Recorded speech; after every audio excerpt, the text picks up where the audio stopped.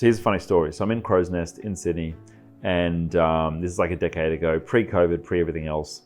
And basically, I'm renting an office from my customer, who was one of my first ever customers, and there's interesting stories about them. But anyway, we're renting this office, got all these people in the office who are not my staff, because I'm sharing my office space with my mates. And customers would come in and they'd walk in the door and they'd see all these people and they'd be like, oh, this is a legit company, even though like 2 people are IT genius at that point. The other funny thing that used to happen was, because we had staff in the Philippines, that we'd started hiring around them, they'd come in and they'd say, oh, hey, is Mary around? And Mary's in Manila. And we'd say, oh no, Mary's not in today. No, she's working from home today, which is not wrong. She was working from home.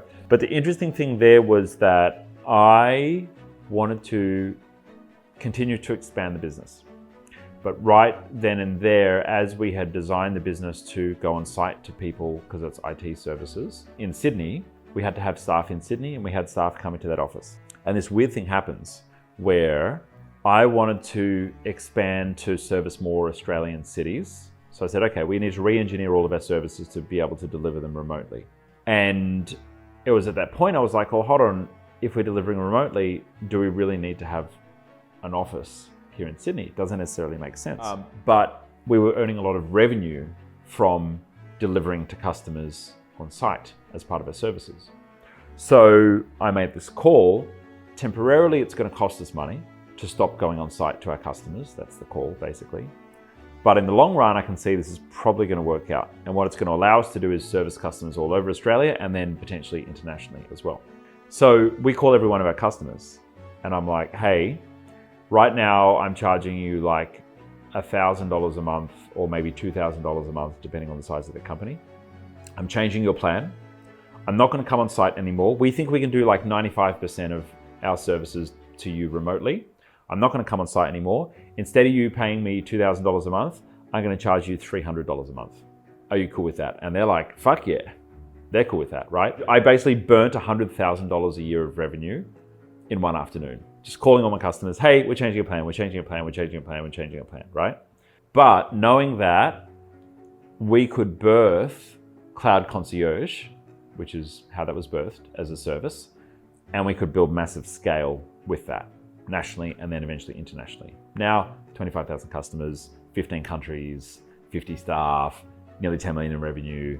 That's all been basically built out. But we had this moment where the old had to be killed. We couldn't half do it. We couldn't take a half measure. That had to be killed before the new one could be rebirthed and come through. And there's been a few moments like that. But what that coincided with was me then getting rid of that office and going to completely working virtually. So I still worked from offices from time to time, but it would be like a one-man office.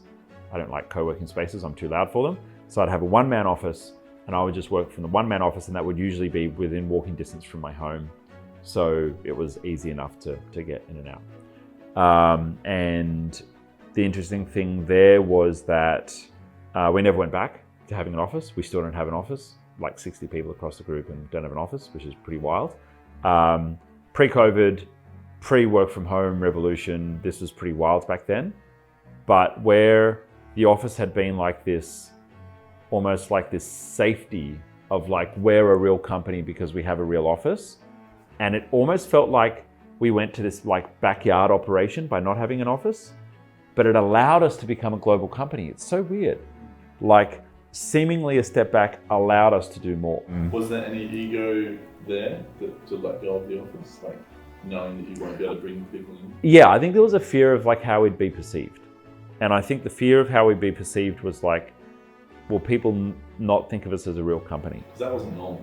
Hell no, not normal at all. Everyone's got offices, especially in Sydney. Sydney's all about the look and the ego and the nice fucking boardroom and the view of the city. Like the better view you've got, the more trustworthy your company is. But remember that Sydney is a city built on flash. It's built on ego.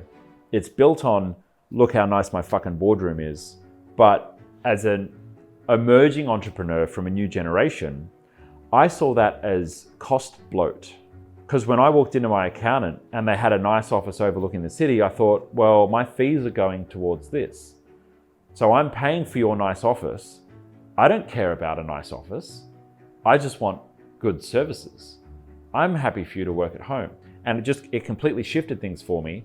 And I became a little bit of a, like anti-ego in business. And I made it part of my mission to select vendors that didn't have nice offices, because I didn't want someone who cared so much about the flashy office that I was basically going to pay for their fucking ego for their nice office. I thought, fuck that. And so I guess probably a little bit of my, not anti-capitalist, but like anti-corporatization of businesses.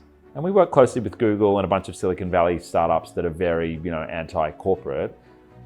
We didn't want to play that game. We saw ourselves as kind of like counter to that. And most small business owners can't afford a nice office anyway, unless they're super image driven.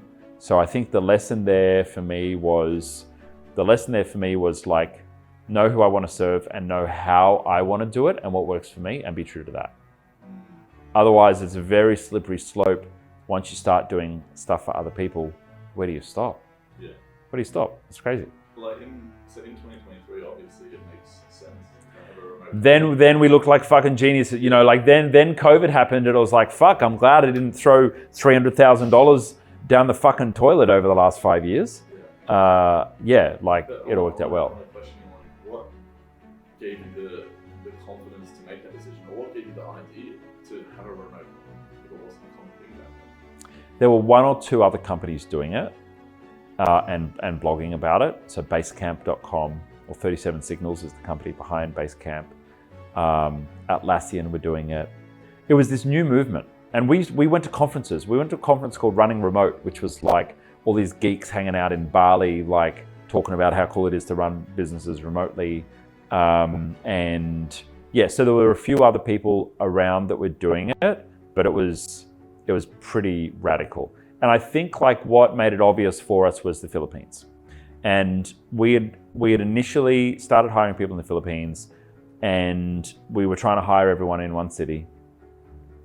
And I thought that was a good idea, because I thought eventually, okay, we'll get a small office and then people have got somewhere to go to work. Now, there's all kinds of issues with people in the Philippines going to offices: pollution, travel times, additional cost, time away from family, right?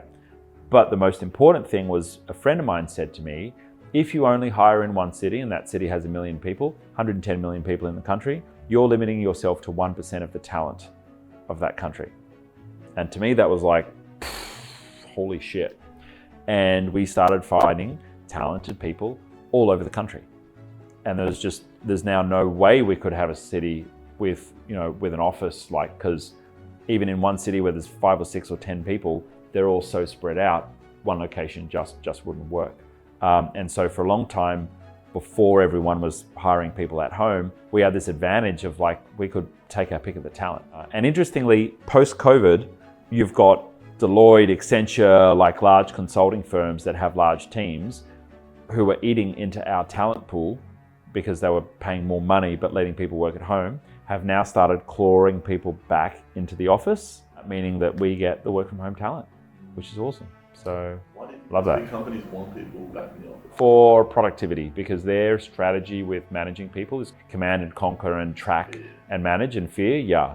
I understand for some businesses, having people sitting in an office may foster a different kind of collaboration for that business and a different kind of camaraderie in the office. For us, it's not a strategy. We have a different strategy. Different ways of doing it. I'm not saying one way is better than another way, but there's different options there.